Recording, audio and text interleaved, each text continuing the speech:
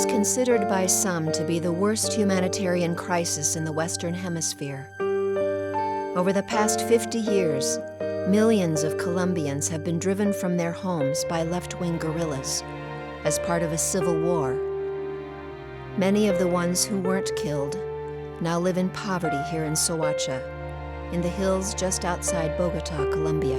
Going to Soacha and just seeing miles and miles and miles of these shanty towns, it's overwhelming. You just think, oh my gosh.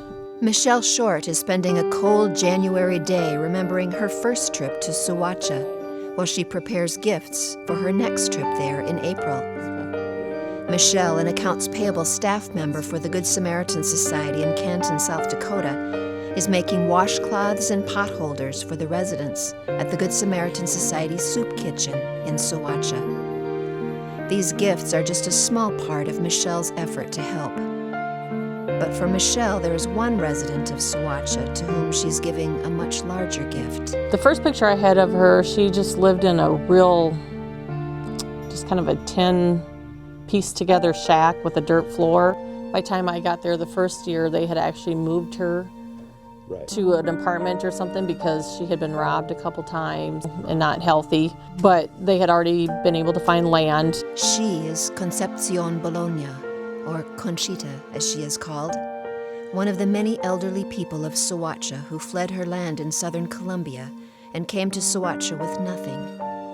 The gift Michelle gave Conchita was a home. It was probably, I'd say half a mile from the senior center in a nice, very steep, rocky hill. Michelle began sponsoring Conchita and helping her build a more permanent home that included a wood roof instead of tin and sheetrocked walls.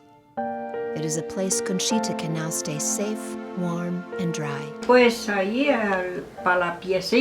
Michelle has been the kind person that provided the resources for these walls and things to be placed over here, and that is why she's so thankful to Michelle, to the Good Samaritan Center too. Her place is all brick and had a door with steel bars on it and nice windows. The inside is sheetrocked, nice floor. It's not very big. There was her bed and just a real tiny kitchen, just like a 2-burner, like you plug in type of thing, and a real shallow sink. But she did have an indoor bathroom, which real small, but kind of a big deal. Thanks to my godmother, that's what she's referring, Michelle Short, that provided the resources for me to have even this space over here to live in Bogota.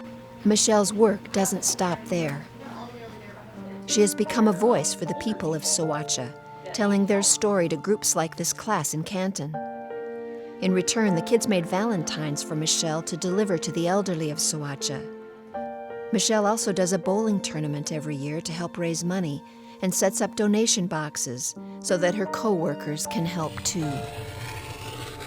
And while Michelle continues with her ambitious plan to create more gifts to deliver to the elderly Soachans, she's modest about her next reunion with Conchita. I guess I don't really have any big expectations other than hoping she's well and just anxious to, let her know that I'll keep coming back as much as possible, or just to let her know that she's a part of my life.